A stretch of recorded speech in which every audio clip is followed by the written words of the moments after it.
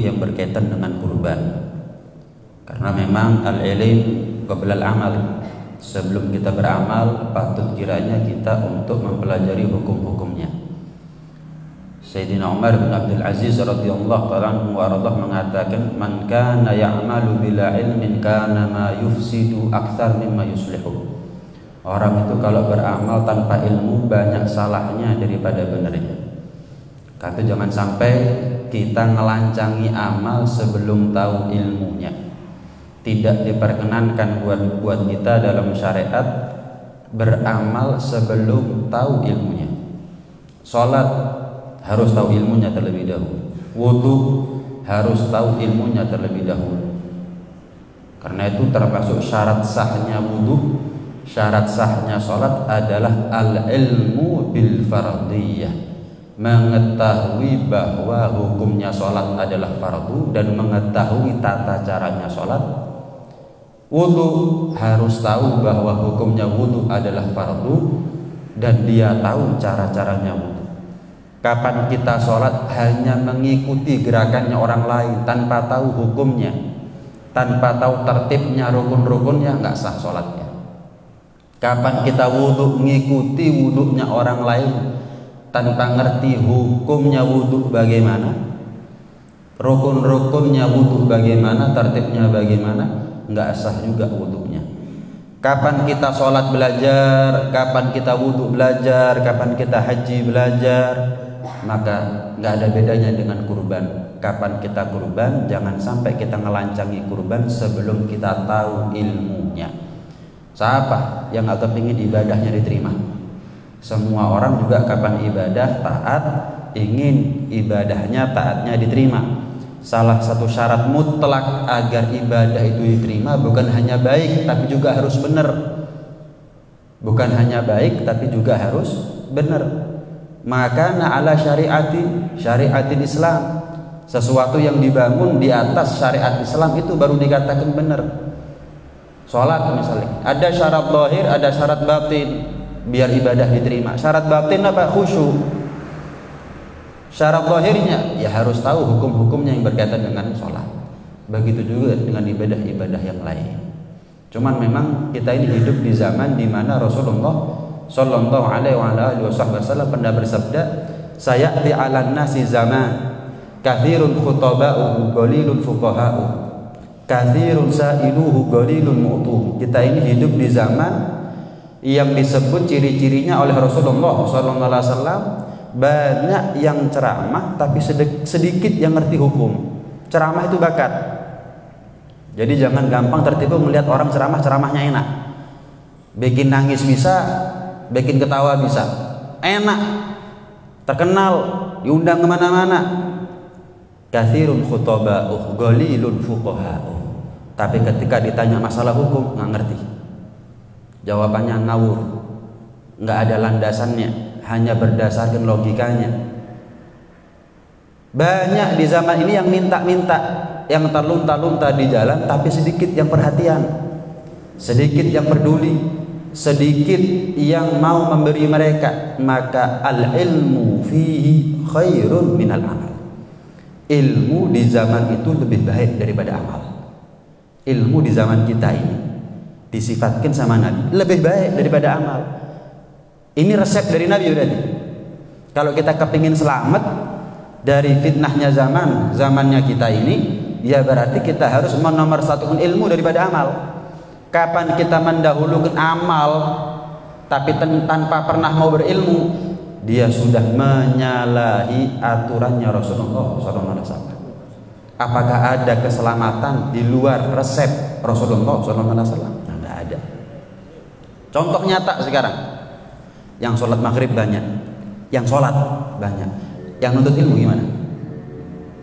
Yang kurban banyak, yang kurban, tapi yang mau belajar itu gambaran persis dengan ucapan Nabi, sabda Nabi, banyak yang mau beramal tapi sedikit di antara mereka yang mau berilmu. Persis terjadi zamannya kita ini. Persis terjadi. Yang puasa, semua orang juga puasa, banyak yang puasa, tapi ketika dibahas hukum fikih puasa Berapa banyak orang yang mau belajar tentang hukum fikih puasa, gimana caranya ibadahnya benar, gimana caranya ibadahnya sah. Baik. Kemarin sudah kita bahas bahwa termasuk di antara kriteria hewan kurban yang sah untuk disembelih pada hari raya kurban adalah yang berkaitan dengan umur dan juga ada yang berkaitan dengan aib. Umur cukup tapi memiliki aib, maka nggak sah untuk dijadikan kurban. Nggak punya aib tapi belum cukup umur juga nggak sah dijadikan kurban. Umur cukup terbebas daripada aib. Beberapa aib sudah kita bahas di minggu lalu. Ada beberapa aib yang juga belum sempat kita bahas tapi sering terjadi. Contohnya apa? Di antaranya adalah telinga hewan kurban yang ditindik. Telinga hewan kurban yang ditindik. Ditindiknya telinga hewan kurban, mau onta, sapi, kambing, kapan ditindik asal nggak ada yang cuil, asal nggak ada yang lepas dari telinganya, maka tetap sah untuk dijadikan kurban, boleh dijadikan kurban. Tapi gara-gara ditindik mungkin kegeden, terlalu gede, terlalu besar, akhirnya ada yang lepas, ada yang cuil dari telinganya, maka ini dalam mazhab Syafi'i dikatakan nggak sah, tidak mencukupi untuk dijadikan kurban, belum terbebas daripada aib. Bagaimana kalau ada kambing atau sapi atau onta yang lahir tercipta tanpa ada telinga, nggak ada telinganya? Bagaimana hukumnya? Tetap itu merupakan aib. Lahir nggak ada telinganya, itu dikatakan aib. Jadi jenengan kapan beli kambing sapi kok nggak ada telinganya, yang jual bilang mulai lahir sudah begini, ini bukan karena kecelakaan atau apa, mulai lahir sudah begini, itu aib, tetap nggak sah untuk dijadikan kurban. Begitu juga kalau terpotong ekornya, itu juga merupakan aib. Tapi kalau lahir nggak punya ekor, bukan aib. Lahir nggak punya telinga, aib. Lahir nggak punya ekor, bukan aib. Kalau terpotong ekornya, terpotong telinganya, sama-sama aib. Duh, kenapa kok beda? Kalau lahir nggak punya telinga, aib, nggak cukup untuk jadi kurban. Lahir nggak punya ekor, cukup untuk jadi kurban, karena telinga itu udhun lazim likulli hayawan. Setiap hewan itu punya telinga. Anggota tubuh yang menetap pada setiap hewan itu salah satunya adalah telinga. Maka ketiadaan telinga itu merupakan aib. Walaupun lahir sudah nggak punya telinga, tetap dikatakan aib. Adapun ekor itu bukan udhun lazim. Ada binatang yang punya ekor, ada binatang yang nggak punya ekor. Berarti tidak semua binatang punya ekor. Maka ketiadaan ekor mulai dari lahir bukan aib. Kenapa? Banyak binatang yang mulai lahir juga nggak punya ekor, bukan udhun lazim gitu. Paham ya? Jadi ada bedanya. Tapi kalau lahir punya ekor, lahir punya telinga, singkat cerita kecelakaan cuil, nggak sah. Nggak sah untuk jadikan kurban. Termasuk diantara aib juga adalah pincang. Sekalipun pincangnya itu terjadi ketika memposisikan hewan sembelihan menghadap ke arah kiblat, dibanting kuklek sikili, gimana? Maka nggak sah untuk jadikan kurban. Panitia tanggung jawab. Termasuk menurunkan dari pickup atau menurunkan dari truk ke susu, akhirnya jatuh hewannya, kemudian patah kakinya, yang sekiranya dari patah kaki tersebut menyebabkan pincang jalan dari hewan tersebut, yang pincangnya pincang yang bayin, pincang yang parah, pincang yang nemen. Gimana gambarannya? Sekiranya jalan sama rombongan hewan yang lain selalu ketinggalan. Kalau pincang tapi jalan masih bisa ngikuti rombongan hewan yang lain, maka tetap sah dijadikan kurban. Tapi kalau terlalu parah, sekiranya jalan sama kambing atau sapi yang lain selalu ketinggalan, ini berarti al-araj al-bayyin, Al-araj al-bayyin, pincang yang parah, nggak sah dijadikan kurban. Sekalipun ingat terjadinya ketika di tangan panitia atau tukang jaga, tetap ketika beli normal nggak ada masalah. Tapi ketika di tangan wakil, panitia atau tukang jaga terjadilah kepincangan daripada hewan kurban tersebut, maka nggak sah. Panitia harus tanggung jawab. Nah, kemudian setelah kita paham bahwa ada kurban wajib, peruntukannya kurban wajib beda dengan kurban sunnah. Ada kurban wajib, ada kurban sunnah. Peruntukan daging kurban wajib dengan kurban sunnah kan berbeda, sudah kita bahas kemarin. Maka di sini panitia seyogianya untuk memisahkan yang mana kurban wajib dagingnya, yang mana kurban sunnah dagingnya. Jangan dicampur. Khawatirnya ketika dicampur tidak lagi terdeteksi yang mana ini kurban wajib, yang mana ini kurban sunnah. Kecuali kalau kita mengalokasikan, mendistribusikan daging ini sama sekali nggak ada kembali kepada yang kurban dan nggak ada yang diberikan kepada orang mampu. Total fakir miskin 100%. Oh, campur nggak ada masalah. Kenapa? Nggak ada resiko kurban wajib dimakan oleh orang yang mampu. Nggak ada resiko kurban wajib dimakan oleh yang kurban atau orang yang menafkahinya. Nggak ada masalah. Tapi kenyataannya kan nggak begitu. Realitanya kan nggak begitu. Yang kurban dikasih, yang kurban dikasih jatah, yang mampu juga dikasih. Maka jangan sampai kurban wajib ini dagingnya kembali kepada yang kurban. Anak kurban wajib sama panitia dikasih daging dari kurbannya anak. Karena itu kalau jenengan termasuk orang yang mampu, bukan fakir, bukan miskin, menerima daging, patut untuk tanya, ini kurban sunnah apa kurban wajib? Kalau kurban sunnah saya terima, alhamdulillah.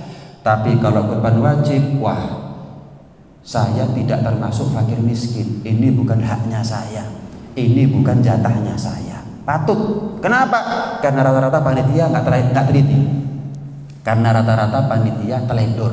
Mau kurban wajib kayak kurban sunnah karo wis pokoknya bagi rotong tek bakar-bakar makan wis. Kadang-kadang panitia ditanya, ini kurban sunnah apa kurban wajib? Waduh, boten semerat kula Pak. Loh, gini nih. Terus kita mau hati-hati gimana? Hati-hati, tanya, ini kurban sunnah atau kurban wajib? Kurban wajib. Wah, ada yang lebih butuh dari saya. Kurban sunnah. Oh, jazakallah khair. Terima kasih banyak, saya terima. Itu patut. Kenapa? Banyak orang nggak ngerti dalam urusan ini. Banyak orang yang teledor, ceroboh dalam urusan seperti ini. Panitia memisahkan. Bisa dipisah tempat penyembelihannya. Oh, kurban wajib sebelah sana. Oh, kurban sunnah sebelah sana nyembelihnya. Disembelih di waktu yang bersamaan. Atau kalau tempat penyembelihannya satu, ya waktunya yang dibedakan. Ayo kurban wajib dulu yang disembelih. Nanti selesai kurban wajib, kurban sunnah. Yang kurban wajib dagingnya kasih kresek merah, yang kurban sunnah kreseknya kresek hitam. Ketika bagi, ini kresek merah kurban wajib. Jangan sampai panitia yang bagi nih kasih wanti-wanti, jangan sampai diberikan kepada yang kurban. Ini nama-nama yang kurban nih, jangan sampai diberikan kepada yang mampu. Ini data orang yang mampu di kampung ini. Jangan sampai kembali kepada mereka, berikan kepada fulan itu fakir miskin. Ini kurban wajib, kasih sama mereka. Tapi kalau kurban sunnah bebas. Kalau kurban sunnah bebas. Karena itu panitia ketika menerima amanat dari pekurban, tanya, ini kurban wajib atau kurban sunnah? Harus tanya. Kalau enggak, dari mana dia bisa membedakan yang mana kurban wajib, kurban sunnah? Ini yang baginya gimana nanti? Ada permasalahan begini, sudah kita bahas kemarin. Misal saya berkurban atas nama orang yang sudah meninggal. Kan kemarin khilaf, kalau dapat wasiat boleh, Ketika hidup dia pernah wasiat kepada saya untuk kurban atas nama dia, boleh. Tapi kalau nggak dapat wasiat, nggak boleh. Pendapat muktamad. Tapi ada pendapat sekalipun belum pernah dapat wasiat ketika saya hidup sama dia, kakek misalkan yang meninggal, yang saya atas namakan kurban atas nama dia, belum pernah dapat wasiat. Ada pendapat yang mengatakan boleh. Tayyib, terlepas daripada khilaf, intinya saya kurban atas nama orang yang sudah meninggal. Saya kurban atas nama orang yang sudah meninggal, maka itu hukum dagingnya seperti daging wajib, kurban wajib. Hati-hati. Kenapa? Karena nggak mungkin saya minta izin kepada orang yang sudah meninggal untuk minta jatah kurban tersebut saya makan. Jelas ini? Kalau saya kurban atas nama orang yang hidup, apakah kurban ini boleh sebagian saya makan? Boleh, asal izin kepada yang kita atas namakan dia kurbannya. Misal anak kurban, tapi kurban ini saya atas namakan bukan untuk saya, tapi untuk Ahmad misalnya. Saya izin kepada Ahmad, boleh. Saya boleh nggak makan sebagian daripada kurban ini? Ya izin kepada Ahmad. Kenapa? Ini bukan kurbannya saya. Walaupun uangnya saya ketika beli, tapi kan saya atas namakan kepada Ahmad. Saya izin, Ahmad boleh nggak anak ambil sebagian sampil satu, misalkan dagingnya 1 kilo, boleh, sudah nggak ada masalah. Tapi kalau saya atas namakan kurban ini untuk orang yang meninggal, gimana caranya minta izin? Boleh nggak saya ambil sampilnya 1? Ya apa caranya izin? Sudah meninggal. Karena itu ulama mengatakan ini wajib untuk disedekahkan semuanya. Wajib untuk disedekahkan semuanya. Wajib sampai kepada tangannya fakir miskin. Nggak boleh kita makan. Nggak boleh kita makan. Baik. Kemudian bicara tentang status daging.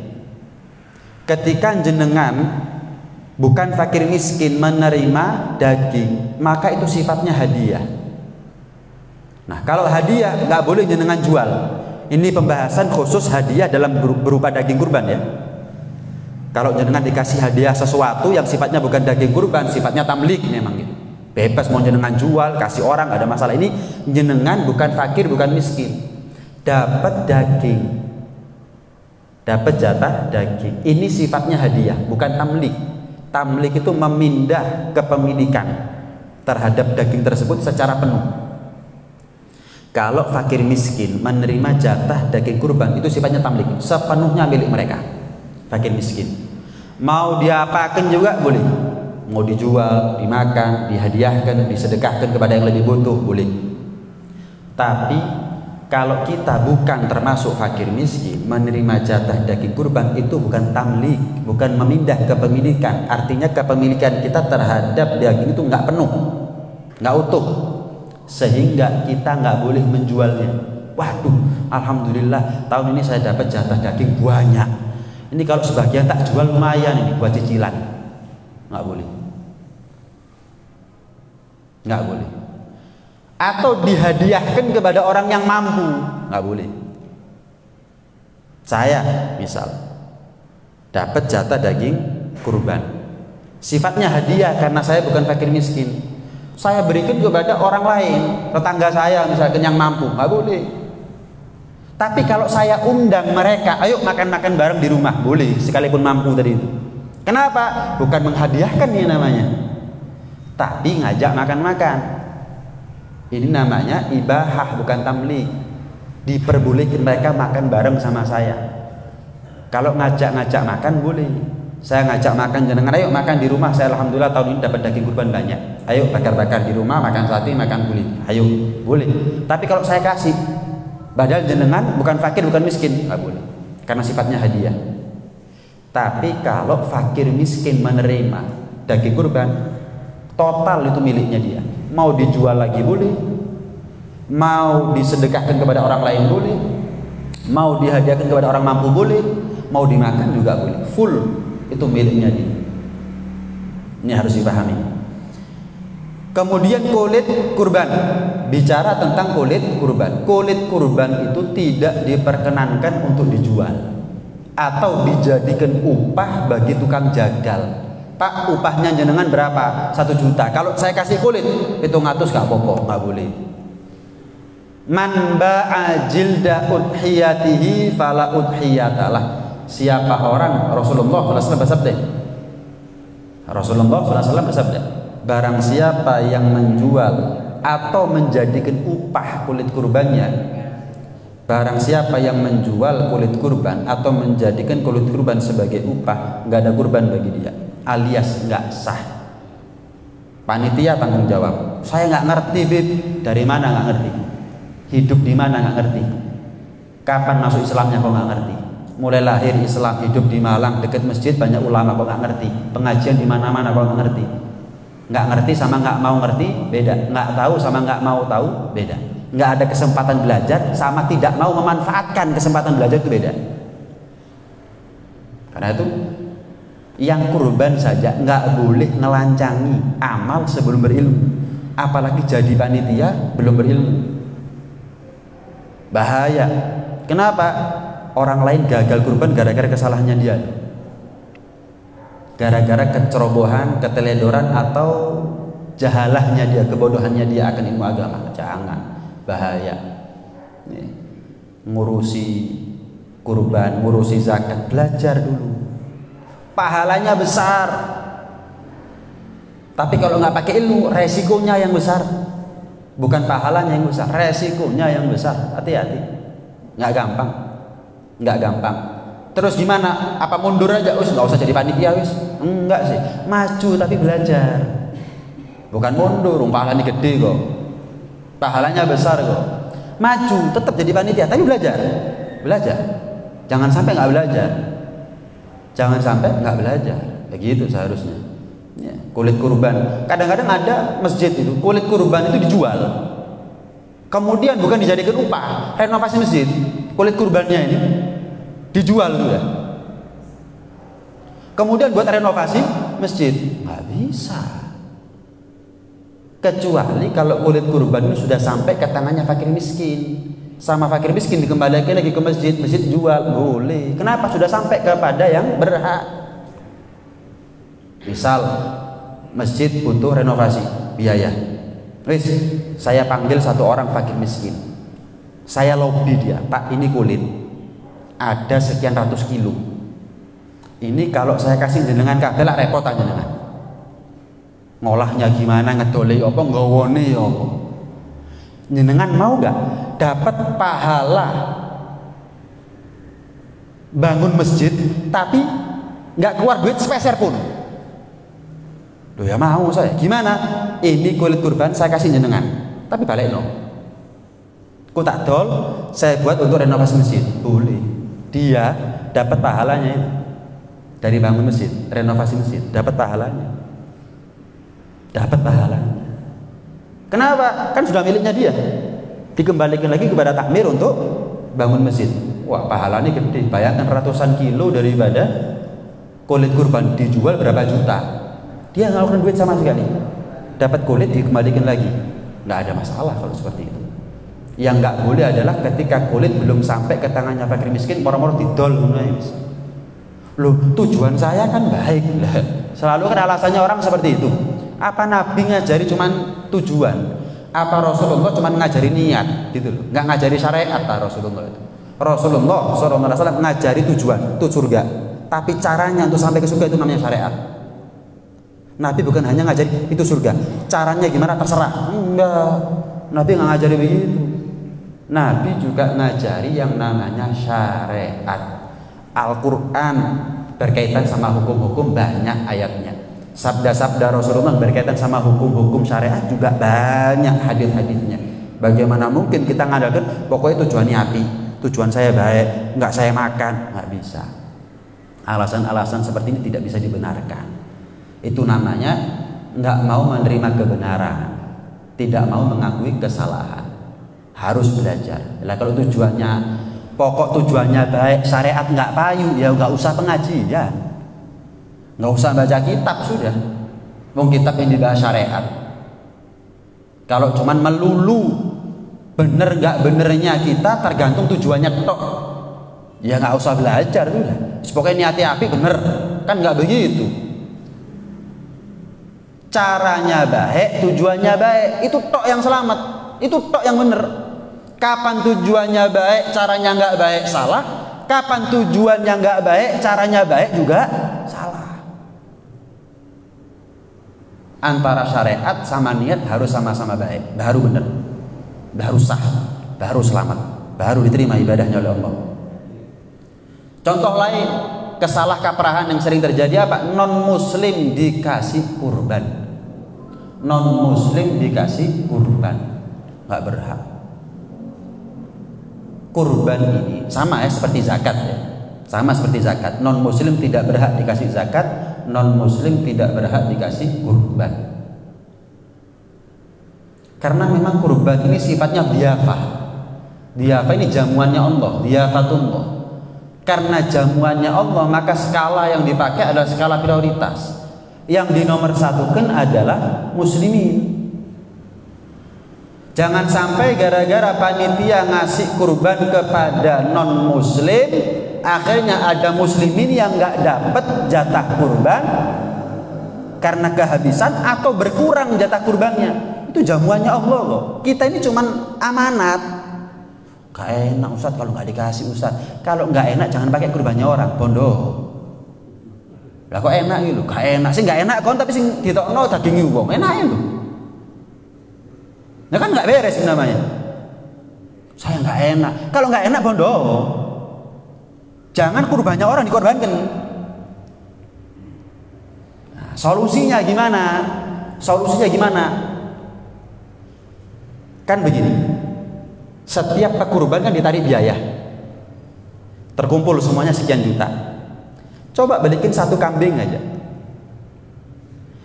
Diniatkan sedekah. Diberikan kepada non muslim, nggak ada masalah kalau non muslim dikasih sedekah. Tapi kalau non muslim dikasih kurban, non muslim dikasih zakat, ini yang nggak boleh. Memang antara sedekah dan kurban atau zakat lebih fleksibel sedekah, lebih fleksibel sedekah. Setiap kurban ditarik uang 100.000, 200.000, 300.000, tergantung kurbannya, berapa banyak kurbannya, onta, sapi, apa kambing dan seterusnya. Bilang ini saya gunakan untuk operasional, untuk operasional, dan saya belikan kambing satu. Kalau sedekah kan nggak ada masalah, mau kambing satu urunan orang sekian banyak. Saya belikan kambing satu untuk ngasih non muslim. Kalau dia tanya loh kenapa nggak dikasih dari kurban aja, kok beli satu kambing lagi? Nggak boleh, non muslim dapat kurban itu nggak boleh. Lah gak dikai gak enak. Terus sudah beli kambing satu diniatkan sedekahnya jenengan yang kurban itu. Nanti saya kasih non muslimnya. Nggak ada masalah. Nggak ada masalah. Begitu seharusnya. Bukan terus dia yang nggak enak tapi ngorbankan keabsahan daripada kurbannya orang lain. Ini yang nggak benar. Lagi-lagi bicara tentang ilmu agama, pemahaman dia terhadap ilmu agama. Kemudian panitia berhak untuk mendapatkan jatah daging kurban asal izin. Asal dia mendapatkan izin. Misal saya menyerahkan kurban kepada Ahmad. Ahmad sebagai panitia, sebagai wakil, berarti dia kekuasaannya dia atas kurban saya adalah amanat. Iyatnya kekuasaannya dia yadul amanah. Kekuasaan dia amanat. Namanya amanat, nggak boleh dia mengambil sesuatu apapun, sesedikit apapun daripada kurban yang saya amanatkan, yang saya titipkan kepada dia, kecuali atas izin saya. Contoh lain, saya ngasih duit ke jenengan 100.000. Coba tolong jenengan belikan saya ini. Dicari, jadi ternyata dapat harganya 75.000. Boleh nggak yang 25.000 masuk kantongnya jenengan? Nggak boleh. Kenapa? Jenengan ini sifatnya amanat. Lek kapan susuk yo balik no. Boleh nggak 25.000 di kantong? Boleh, tapi izin susuk tak pek yo. Lumayan tadi buat bensin. Oh ya nggak apa-apa. Bukan terus dikasih uang 100.000 dapatnya murah, yang kembaliannya masuk kantong. Nggak bisa, ngentit iki jenenge. Ngentit ini namanya. Apa bedanya sama anak ketika ngentit uangnya orang tua? Bayar SPP sekian, yang dibayar 0 sekian misalnya. Sama. Panitia juga begitu. Ngapunten, saya bicara agak kasar. Panitia sekarang ini ada rotok nyolong apa? Kenapa ngambil jatah daging tapi nggak pakai izin sama yang berkurban? Nyolong gitu. Nyolong itu. Cuman dia nggak sadar. Loh, Bib, saya kan Bib, bantu lah, masuk nggak boleh makan. Yang ngomong nggak boleh siapa? Boleh tapi izin satu. Yang kedua jenengan sukarelawan kan, kok bingung mangan-mangan ya apa ceritanya? Kalaupun bingung makan-makan nggak apa-apa, tapi izin. Pak, jangan kurban kambing, sampilnya satu ya, setiap kambing. Itu yang dibuat makan panitia, boleh, izin kok. Nah kalau enggak, kadang-kadang tugasnya belum selesai sudah bakar-bakar. Tugasnya belum selesai bajunya, terus menehai bakar-bakarnya saya gitu. Ini kan nyolong namanya, nggak pakai amanat. Nanti Bib kalau saya ngomong Bib nggak dikasih Bib, loh kan? Terus mending nggak ngomong, yang penting mangan dah. Repot orang sekarang. Nggak bisa, nggak dikasih nggak apa-apa. Kenapa? Niatnya kan pahala, bukan makan-makannya. Mek gak dikei izin rotok medit ngono ae.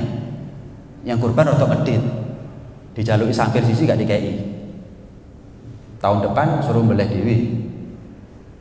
Kan boleh panitia untuk menolak kan boleh. Walhasil panitia harus izin kepada yang kurban ngambil jatah. Nggak boleh lebih dari sampil satu ya sampil satu. Sak kilo ya sak kilo. Nggak boleh lebih. Jangan formalitas, izin ya, saya nanti ngambil sampil, tapi yang diambil banyak, lebih daripada sampil. Bukan formalitas, 1 kilo izinnya 1 kilo, nggak boleh lebih. 1 sampil, 1 sampil, nggak boleh lebih. Nah, begitu juga dengan takmir dan tokoh agama. Begitu juga dengan takmir dan tokoh agama. Jenengan nitipin kurban kepada tokoh agama, kiai, ustadz atau siapapun, itu bukan berarti menjadi miliknya ustadznya. Kambing tadi itu. Terus didol moro-moro, nggak bisa. Itu sifatnya amanat. Takmir juga begitu. Boleh takmir ngambil sebagian daripada hewan kurban, tokoh agama ngambil jatah daging kurban, asal pakai izin daripada yang kurban. Oh jenengan titip ke saya ya, ya wis engko tak niatno, tak sembelihno, tak bagekno. Mek aku njaluk kambing siji sambil siji. Oh nggih yai, sudah nggak apa-apa. Nggak boleh terus tahu-tahu. Maaf kadang-kadang orang itu ngawur.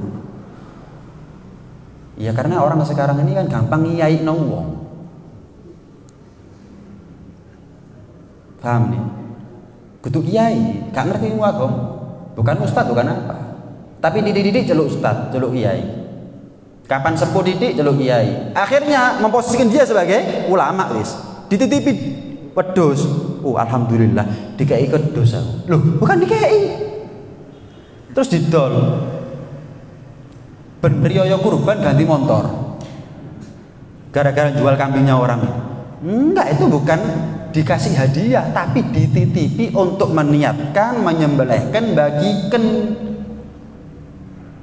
Memang kita sekarang ini hidup di zaman degradasi gelar ya.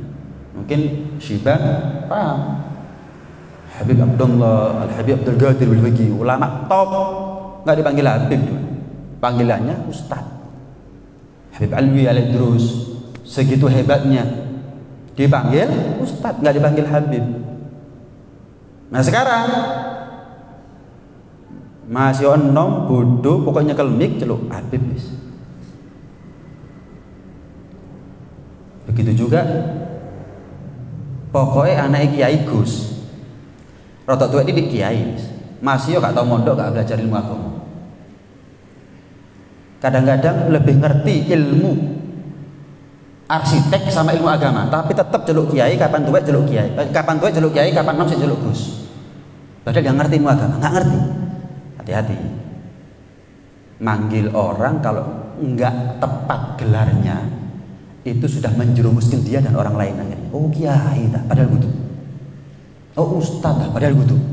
Gara-gara kita salah manggil, hati-hati. Hati-hati. Gak gampang dulu dipanggil Habib, gak gampang dulu dipanggil Kiai. Orang dulu dipanggil Habib berarti wali, orang dulu dipanggil Kiai berarti wali. Soleh, alim, Habib. soleh, alim, kiai. Kalau sekarang kan enggak. Anaknya sopong, wis ngono ae. Cuman memang beda ya. Kalau dulu nggak dipanggil habib kecuali ulama. Kalau sekarang nggak harus. Dulu juga begitu, nggak dipanggil kiai kecuali ulama. Kalau sekarang kadang-kadang walaupun bukan ulama dipanggil kiai. Paham ya? Ini zamannya kita. Nah kita jangan sampai terjerumus. Sing diceluk ojo kegeeran, sing nyeluk ojo gampang-gampang nyeluk. Jangan gampang-gampang ngasih gelar sama orang. Yang dikasih gelar ojo kegeeran. Kamu hanya dipuji sama orang yang nggak pantas memuji. Kamu hanya dipuji sama orang yang nggak pantas memuji. Jenengan manggil saya ustadz, jenengan nggak pantas manggil saya ustadz. Karena apa? Saya bukan ustadz, kapasitasnya ada ustadz itu. Maka saya nggak boleh GR. Maka saya nggak boleh GR. Kenapa? Saya hanya dihusnudoni, dipuji sama orang yang nggak pantas memuji sebetulnya. Nah, ada beberapa hal yang juga perlu diperhatikan. Yang pertama, daging kurban harus dibagikan mentah. Daging kurban harus dibagikan mentah. Nggak sah kurban kalau dagingnya dibagikan dalam keadaan matang. Jelas ya? Kemarin sudah kita bahas, kalau kita nggak mampu untuk beli kambing dengan niat kurban sendiri, kambing yang kedua dengan niat akikoh sendiri, nggak mampu, maka boleh kita beli satu kambing dengan dua niat. Ya niat kurban, ya niat akikoh. Kan begitu. Ikut pendapat Al-Imam Ar-Ramli. Al-Imam Ar-Ramli mutamad. Cuman habaib salaf lebih cenderung kepada pendapatnya Al-Imam Ibn Hajar. Tapi Al-Imam Ar-Ramli tetap mutamad ucapannya, pendapatnya. Saya beli satu kambing, saya niatkan kurban dan akikoh. Kalau kita ikut pendapat Al-Imam Ar-Ramli, dua-duanya sah sebagai kurban, sah sebagai akikoh. Lah permasalahannya kurban dibagikan mentah wajib, sementara akikoh dibagikan mateng sunnahnya. Maka sepatutnya untuk dibagikan mentah semuanya. Kenapa? Dibagikan mentah hukumnya wajib, dibagikan mateng daging akikoh hukumnya sunnah. Maka yang menang yang wajib daripada yang sunnah. Yang menang yang wajib daripada yang sunnah. Saya niatkan satu kambing untuk kurban dan akikoh sekaligus, maka bagikan mentah, sudah anggap kurban kabeh, biar sah. Kemudian apa? Kurban dengan uang nggak bisa. Saya titip uang kepada panitia, itu bukan berarti saya kurban dengan uang, tapi saya menjadikan panitia sebagai wakil untuk membelikan, meniatkan, menyembelih dan membagikan. Bukan itu yang diniati kurban. Saya niat kurban dengan uang ini sekian juta, nggak bisa, nggak boleh. Kemudian menggunakan fasilitas masjid. Ingat, fasilitas masjid itu ada 5 sebetulnya statusnya. Cuman yang sering terjadi itu ada 2. Apa itu? Kalau enggak wakaf ya milik. Kalau enggak wakaf ya milik. Ini karpet misalnya. Karpet ini apakah boleh digunakan untuk maslahat di luar maslahatnya masjid? Tergantung, ini karpet wakaf masjid atau miliknya masjid. Kalau wakafnya masjid nggak boleh digunakan untuk selain masalah masjid, apapun fasilitasnya. Contoh, mic digunakan untuk mengumumkan kematian. Kalau status mic ini adalah wakaf masjid, nggak boleh digunakan mengumumkan kematian kecuali kalau sholat jenazahnya di masjid itu juga. Tapi kalau cuma ngumum notok sholat jenazahnya nggak di masjid, nggak boleh. Kenapa? Wakaf. Wakaf itu digunakan untuk kembali ke masalahnya kepada masjid. Jelas ini. Kadang-kadang tahlilan kampung banyak yang datang, kurang karpeti. Karpeti masjid digulung. Padahal ini adalah wakaf masjid. Loh ya apa sih? Nggak boleh. Nggak boleh menggunakan fasilitas masjid di luar masalah masjid. Nggak boleh. Beda halnya kalau fasilitas masjid ini milik masjid, dibeli dengan uangnya masjid. Contoh, masjid punya tanah, tanahnya disewakan, itu berarti milik masjid. Tanah yang dibeli masjid bukan wakaf, tapi milik masjid, boleh disewakan. Sama kalau saya misalkan beli mic, saya hadiahkan kepada masjid, bukan saya wakafkan kepada masjid, maka mic ini boleh dipakai untuk selain maslahat masjid, tapi harus disewa dengan harga yang normal, nggak boleh dimurah-murah no. Saya menghadiahkan karpet kepada masjid, bukan mewakafkan karpet untuk masjid, menghadiahkan karpet boleh dipakai untuk keluar masjid selain maslahat masjid, asal disewa dengan harga normal. Asal disewa dengan harga normal. Jadi menggunakan fasilitas masjid, termasuk uang kas masjid digunakan untuk operasional kurban, nggak bisa. Kenapa? Secara umum orang memasukkan maslahat kota amal niatnya untuk menjadi maslahat masjid, menjadi wakaf, menjadi amal jariyah, menjadi amal jariyah, nggak boleh. Nah, kemudian sama ya, makanya kadang-kadang kita ini di jalan kebelet kencing kayak buang air besar kayak masuk masjid, masuk jeding, bentuk ihtiyat, antisipasi jenengan wudhu sholat tahiyat masjid. Kenapa? Khawatir itu air statusnya adalah wakaf, sementara jenengan pakai tidak jenengan pakai untuk sholat di masjid.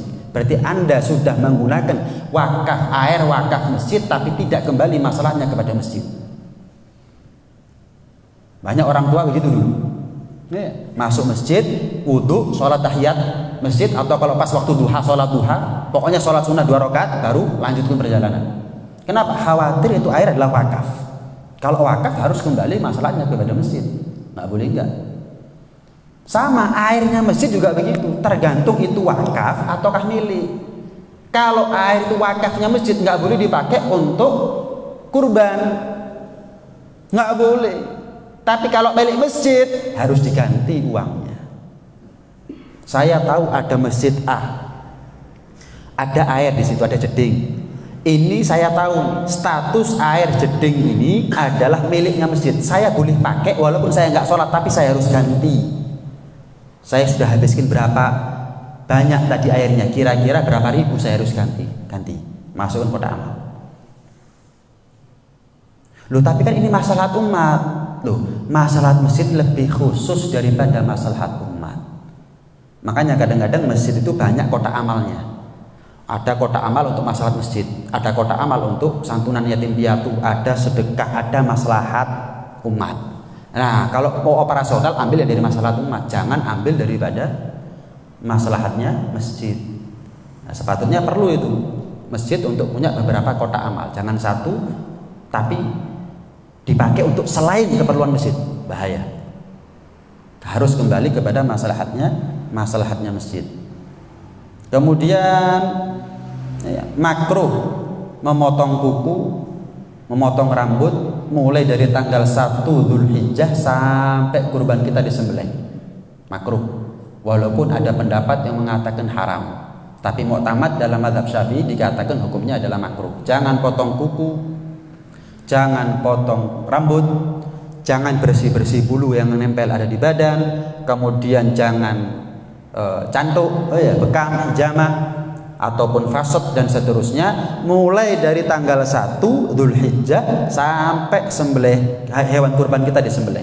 Kalau hewan kurban kita disembelih tanggal 12 Dzulhijjah, ya tetap jangan potong kuku sampai tanggal 12 hewan kita disembelih.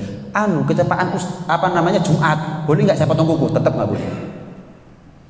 Antara kesunahan sama kemakruhan, yang dimenangkan yang makruh. Itu cocok di sini. Cari Jumat yang lain. Begitu.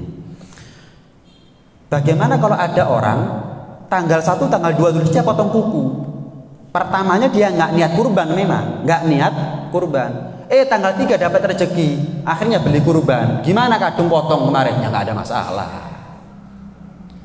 Kalau sebelum tanggal 1 potongnya, jenengan beli kurban jauh-jauh hari sebelum tanggal 1 Dzulhijjah sudah beli kurban.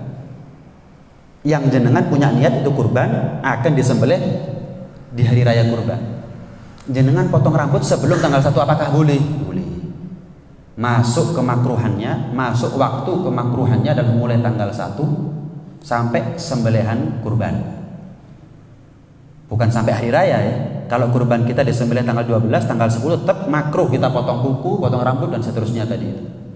Terakhir, mendistribusikan kurban keluar daerah. Dikirim kurban tadi itu keluar daerah. Pendapat mu'tamad nggak sah.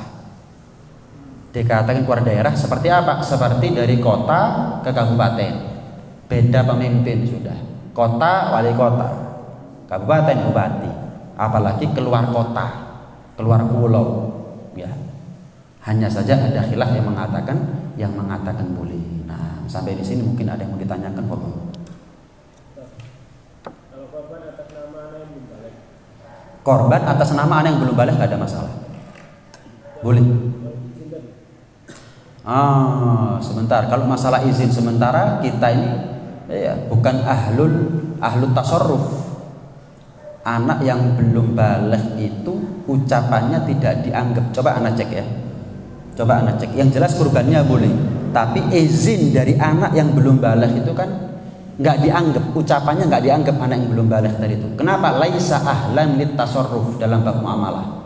Makanya sebetulnya anak kecil itu kita nggak boleh ngasih sesuatu langsung kepada anak kecil yang belum balik. Harus balik, berakal dan rosyid. Rosyid itu orang yang cakap dalam urusan agama, bisa sholat, bisa wudhu, bisa bersihkan najis, bisa istinja. Orang yang cakap dalam urusan muamalah, dalam urusan harta, ngerti uang 100.000 ini pantasnya dibuat beli apa, uang 10.000 ini pantasnya buat beli apa, ngerti. Nilainya uang itu ngerti. Cakap dalam urusan agama, cakap dalam urusan harta. Lah kalau anak belum balik, belum cakap dalam urusan agama, belum cakap dalam urusan harta, berarti dia bukan orang yang dianggap bisa bertasarruf. Jenengan kalau ngasih uang apa ketika lebaran itu, jangan dikasih langsung kepada anaknya. Kenapa? Nggak boleh. Pendapat mu'tamad dalam mazhab Syafi'i nggak boleh. Kenapa? Karena dia tidak berhak untuk menerima secara langsung. Berikan kepada walinya, orang tuanya seharusnya. Nah, ada yang lain? Yeah. Seandainya saya orang yang mampu dikasih hadiah, terus saya kasihkan kepada orang yang lebih butuh. Iya. Orang mampu menerima jatah daging kurban. Orang mampu menerima jatah daging kurban. Kemudian sama yang mampu tadi diberikan kepada yang berhak. Maksudnya fakir miskin begitu. Boleh, nggak ada masalah. Yang nggak boleh adalah dihadiahkan lagi kepada yang mampu. Jenengan mampu menghadiahkan lagi kepada anaknya jenengan misalkan, padahal sama-sama mampunya, sama-sama bukan fakir miskinnya, nggak boleh. Atau anak yang mampu mendapatkan jatah kurban diberikan kepada orang tuanya yang sama-sama mampu, nggak boleh. Nah, terakhir kalau ada, ya.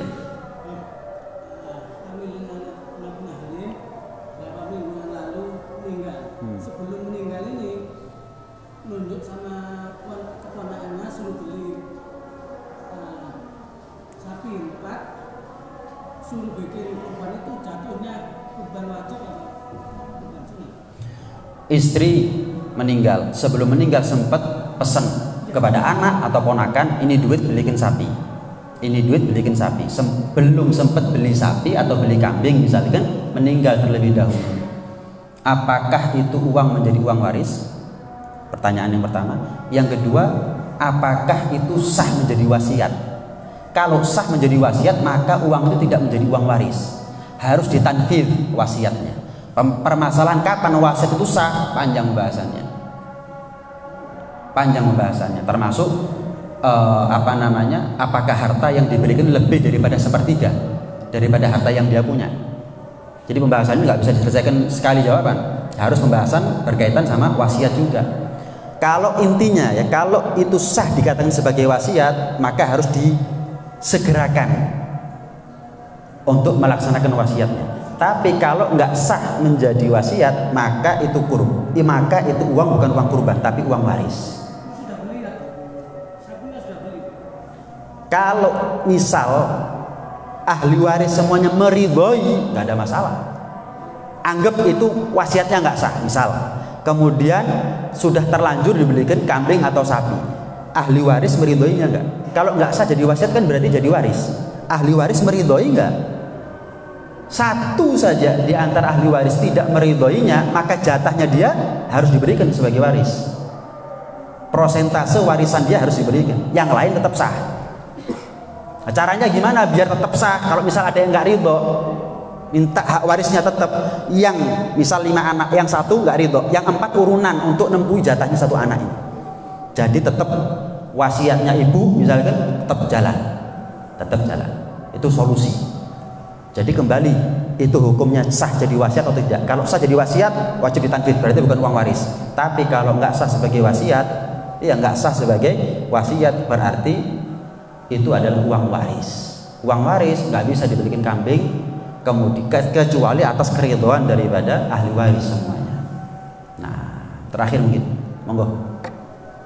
Ini contohnya kita sebagai panitia itu mengumpulkan pembelian sapi seharga masing-masing orang 3.200.000, yang 3 juta untuk sapi, yang 200 Biaya untuk operasional.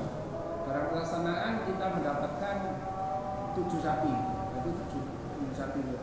Dan dalam pelaksanaan 7 sapi itu masing-masing nggak sama rata, ada yang harganya, ada yang besar ya. Iya. Oh. Terus kadang-kadang kan masing-masing sapi ditunjukkan. Ini untuk si A, si B, si C, yang sapi kedua si E, si D. Iya. Kadang-kadang yang kecil banget, aku urutnya produk kok. Nyatanya Iya. sapinya lebih kecil. Iya. Nggak ada masalah, nggak ada masalah. Nggak mungkin kita bisa mendapatkan ukuran sapi sama, nggak mungkin, nggak memungkinkan. Ya, ukurannya memang podo. Ya kalau kepingin biar enak, sapinya berapa, kan otomatis kalau lebih kecil lebih murah. Kalau lebih kecil dikatakan lebih murah, berarti seharusnya urunannya juga lebih murah. Jadi jangan dipukul rata dulu sebetulnya, walaupun nggak ada masalah. Tapi ya agak repot akhirnya kalau nggak dipukul rata ya. Orang mau urunan situ biro akhirnya, kan begitu. Ngenteni sing murah gua akhirnya, gak urunan gua. Jadi pukul rata nggak ada masalah. Atau misalkan dapat sapi harganya sekian dibagi 7, 3.200.000 nih, roto gede. Nyari sapi, jangan ditentukan dulu. Nyari, misalnya ada 7 orang, saya mau urun. Berapa harganya? Kok carry, hitungannya carry. Dapat saya nyari yang agak gedean nggak dapat. Ini agak kecil tapi lebih murah. Yang kemarin rombongan yang pertama harganya 3.200.000 per orang. Roto gede iki 3 juta cukup Pak Bobo. Kenapa? Ya memang lebih kecil, ya nggak apa-apa. Jadi nyari orangnya dulu, jangan nentukan urunannya berapa. Tapi agak repot sedikit akhirnya, roto ruwet. Tapi kalau urunan kan enak. Nah, wallahu a'lam, mudah-mudahan kasih lancar rezeki kita oleh Allah Subhanahu wa taala, bisa kurban dan menjadi hal yang manfaat buat kita dunia sampai ada di akhirat. Amin ya rabbal alamin. Rabbana anfa'na bima